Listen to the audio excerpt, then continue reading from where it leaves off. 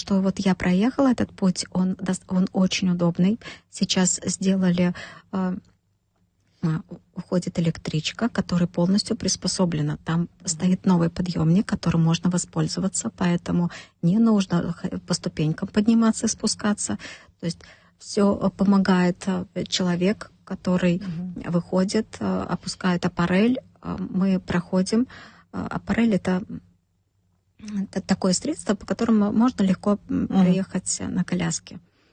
Все очень удобно, но хотелось бы мне отметить то, что нам на вокзале необходима помощь. То есть это служба поддержки маломобильным гражданам, люди, которые уже ожидают человека на коляске, они подходят, один человек, допустим, везет коляску, а другой помогает с багажом.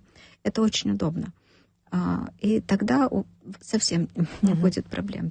Вот вчера транспорт, так скажем, пришел из Нижнего Новгорода 3 машины, которые полностью приспособлены. Мы вчера тестировали их. Это специальные машины, да? Специальные машины, которые будут помогать очень. 3 машины пришли, да. Людям с инвалидностью, они смогут воспользоваться таким транспортом. Это очень важно, потому что транспорт приспособить — это очень сложно.